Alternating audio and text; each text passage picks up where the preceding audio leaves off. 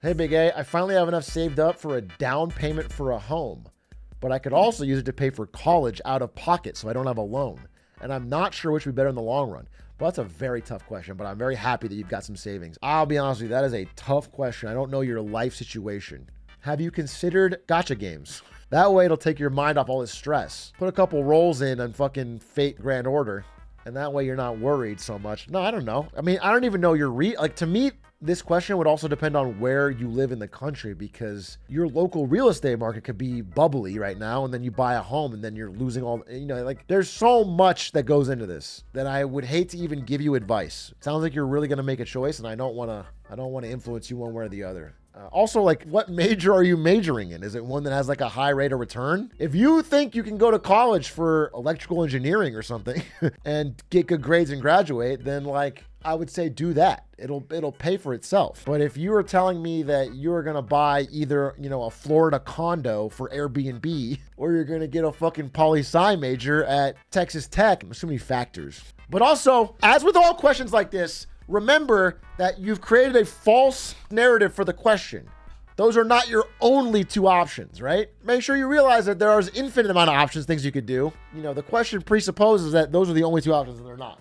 College is only 4 to 6 years. House is longer, most definitely. Time to invest using it. The length of an investment is not a way to measure its success. I will sell you a 80-year Atrioc bond. It pays out 0.000000001% after 80 years. So give me your money, and in 80 years, I will give you back that guaranteed return. What's important about college is that you can, theoretically, the idea is that it increases your income significantly. And one of the best things you can do with your money is to invest it in things that increase your income, instead of like trying to put it into things that'll, like trying to invest it in a stock or a coin or a crypto or gold, or anything you think is going to go to the moon. It's better to invest in yourself and find a way to increase your income. That's far more likely to lead to guaranteed success. I bought my house with my partner and our friend. We are literally the only people under 30 we know that own a house. Highly recommend.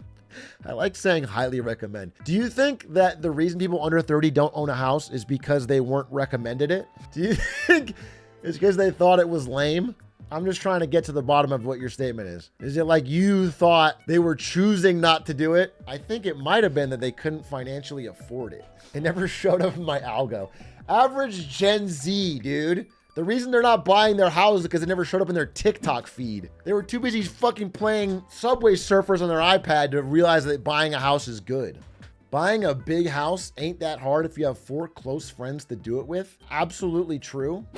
Yeah, if you split it 4 ways. I have seen this happen where, a house is often a 30-year commitment. And when you move in with people, you realize very quickly that like that early or late 20s, let's all live together thing, people start wanting to get married and have kids and move, around 30, they go, fuck, I don't want to be stuck in this long-term fucking mortgage with 4 people. That happens a lot. So, don't buy a house. That's a waste of money. Invest in a home. So fucking true. So wise, dude. That is actually the smartest thing I ever heard. That's why I say find the meanest landlord you can, rent at absurd prices, but use the extra cash you get from not buying and get like little trinkets and knickknacks from your house so you feel like it's a home. Get like a live, laugh, love sign. That's the best way to use your money, is on renting and Funko Pops. That way you're in a place that really feels like yours.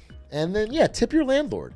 If you want your apartment to feel like a home, then why would you have a harsh vibe towards your landlord? Dude, I remember my boss at NVIDIA had a landlord. Crazy to say, because that guy's now probably worth $52 million. Well, my boss at NVIDIA lived in a fucking, a nice place, but it's still rented. And the landlord it was this woman, semi-famous business-wise and worth $300 million. He had a complaint and he didn't know how to reach her specifically. He had this whole saga where he wanted to complain to this woman specifically about one place she owned of like a gazillion, because the place was flooding. Like the septic system flooded, and obviously he's furious, right?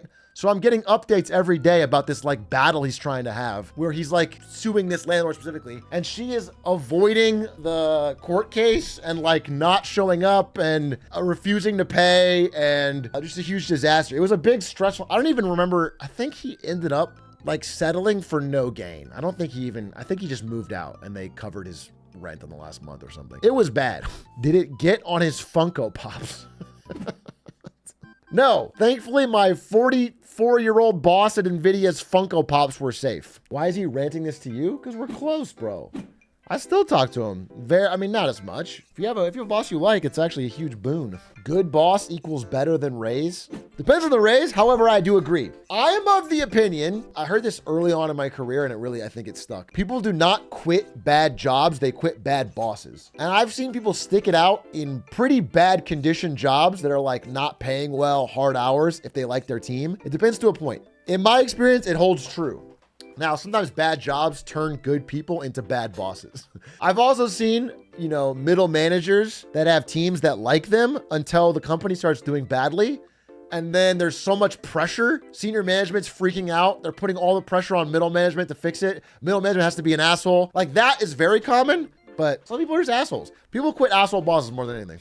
Friends moving from Big Four to IRS to work regular hours instead of 60-hour work weeks, but he's still sad as fuck because he likes his team. Yeah, again, the people you work with mean a lot to how much you like a job. I think the two things that predict whether you like a job are not necessarily money to a point. Like obviously you have to be able to afford to live, but I think it's commute and I think it's coworkers. The two C's of a happy job, bro. If you have a low, ideally walking commute and you have coworkers you like, people will put up with the worst fucking pay and benefits. Honestly, on God, look at all of Europe. Look at every single job in Europe. Why don't they just leave? My office switched locations from a 10-minute drive instead of 40 and so much ever. This is 100% facts. Like mathematically, every minute over 30 minutes that your commute is, your happiness with the job goes down 2-3%. That's why there's such a demand for work from home, because people tried it over the pandemic and they realized, wait, it's kind of goated. Life is a collection of little responsibilities.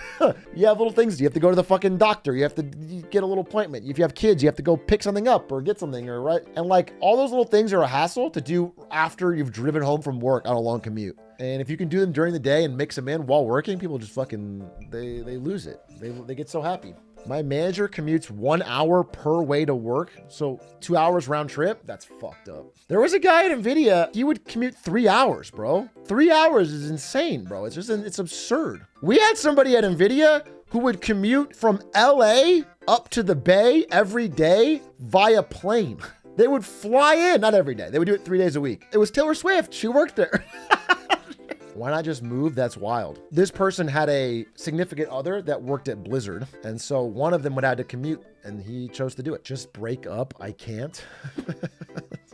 One thing I always said, the key to a good relationship is the second there's any adversity at all, give up. That's how you build a lasting, lifelong relationship, is like anytime either one of you is even momentarily discomforted, give up, quit. It's not worth it. That applies for everything, actually. Anytime you encounter any sort of challenge in life that is like too hard, quit. Give up, bro. Yeah, if your child needs braces, send them straight to adoption. Start over. If you have a kid that needs braces, obviously you did something wrong, okay? Reroll, new kid. What's 17 more years? I like the idea of that question, that you have a 17-year-old son who finally needs braces at 17, and that's when you put him in the river and well, we'll start over, reroll. No braces in the UK, just saying. No, it shows, bro. We're well aware the UK never invented braces, bro. Nobody's confused. I got told at 17 I need a brace for the first time. Sheesh. What do you think the optimal year is to get braces? I got braces at the normal time. I got it like 12, 13. That's like when it's almost most embarrassing to have braces. Do you understand? Like middle school is when you're most self-conscious. I feel like if I got braces at 17, I wouldn't give a fuck. It's more embarrassing as an adult. Yeah, I mean, I wouldn't want to get braces now. I know that the line of my thought of this argument is that it gets easier as you get older, but if you had to get braces right now, I think it'd be tough. I mean, it'd be nice to get braces like at 7. No one cares at 7. I just feel like at 12 and 13, I just moved schools. I just got braces and I was like, this sucks. I just felt like self-conscious about it. You still have baby teeth at 7. There's no point. Maybe you have baby teeth at 7. Little ass baby ass bitch. Bro, I got rid of my baby teeth fucking frame 1. I ripped them out, dude, to make money off the fucking tooth fairy. The earlier you get them out, the earlier you get the capital to invest in the markets, idiots. The second I got any baby tooth out, took the money, put it into a fucking 401k, compound interest, time, investment. Keep up, bro. Your tooth fairy money in the 40s must have been like 25 cents. Bro, and when you lost your first baby tooth last week and you got fucking $48 you can't even buy a fucking McDonald's burger with, it's also bad. So we're even Steven. I forgot to buy a house when the market crashed. Yeah, I mean, that's one thing I noticed is like, Zoomers always complain about the economy, but like, why didn't they just buy a house in 2011? Do you know what I'm saying? Zoomers always complain, oh, I can't get a job. Oh, I can't get in this market. Oh, everything's too expensive. It's like you were around for 2011. You didn't buy a fucking house. Whose fault is that? Should have been grinding, not preschooling. That's what I'm saying. That's what I've been saying. My 9-year-old ass was playing on his DS. That's exactly, dude, he admits it. He admit it. You were out here grinding on your DS when you could have been grinding a fucking mortgage.